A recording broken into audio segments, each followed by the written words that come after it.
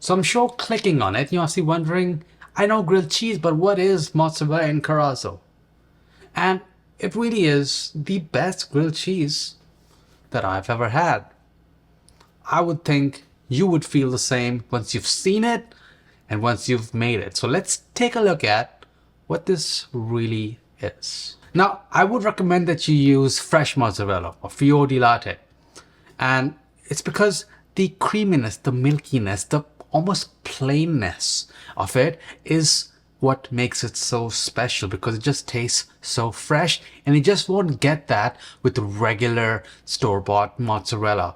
And I really tasted the difference in person when I was in Naples earlier this year, so I really know how it is different. Now the thing with fresh mozzarella is it is full of moisture and water, and most likely when you get it, it's gonna be in a sealed bag with a bunch of water in there. So you want to drain that water and allow a lot of that moisture that's in the cheese, that's trapped in there, to come out. Now if you have a local deli and they sell fresh mozzarella, then you can ask for like an older portion of fresh mozzarella that'll be a bit drier. But if you don't, then don't worry.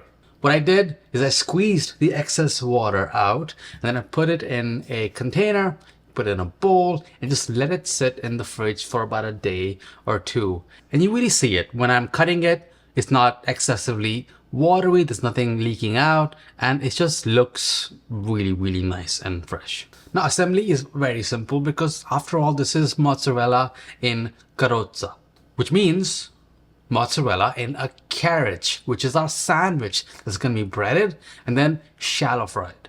So I'm using some sourdough bread. Pick your favorite kind. Sourdough is my favorite. Now add the cheese in there. I've sliced it about a quarter of an inch thick, and just spread the entire surface area of it.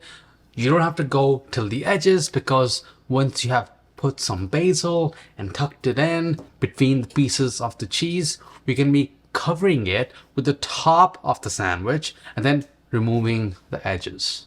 And if you're wondering what else can I put in here, so you can put all kinds of herbs, you can put prosciutto, you can put ham in there, you can really do what comes to you, but this here is the perfect way to get started, because from here you can take the sandwich anywhere. This is, after all, the best grilled cheese that I've ever had.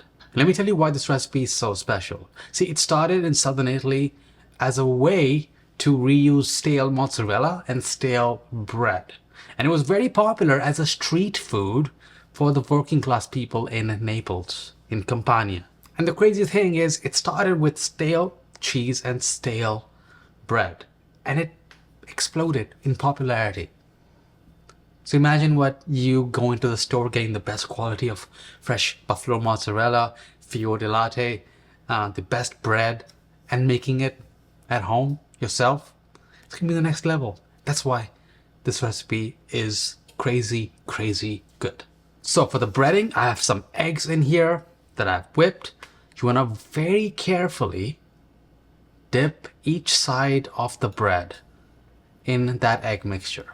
And you will notice as you're doing it that you have to kind of hold it and very carefully turn so that each side is coated, because we want to bread each side. And then it's all going in the breadcrumbs. These are regular plain breadcrumbs. Don't get the Italian version. You can season it yourself, because it's just much more elegant to do it that way.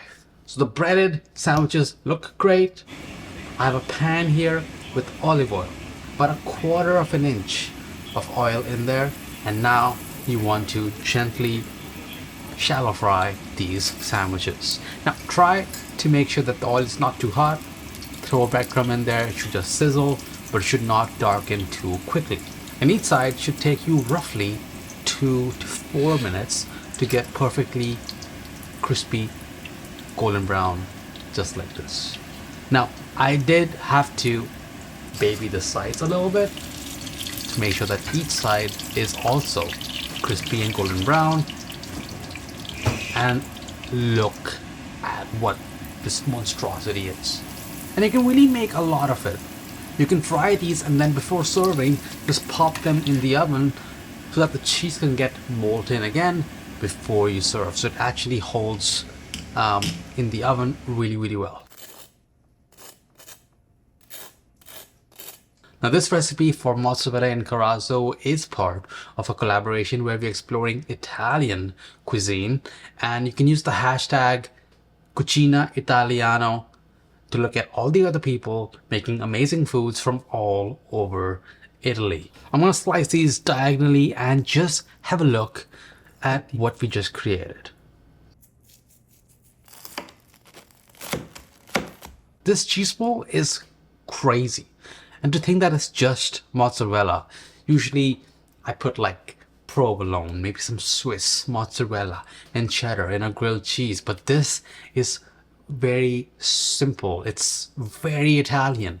A lot of the food that I had in Naples, Rome, Venice was just so simple, and this really took me back. Just fresh flavors. My homemade marinara sauce is perfect for dipping it, and I am sorry about the mess, but this was too exciting and too good not to just dunk my entire diagonal of a sandwich in that marinara and enjoy that sandwich.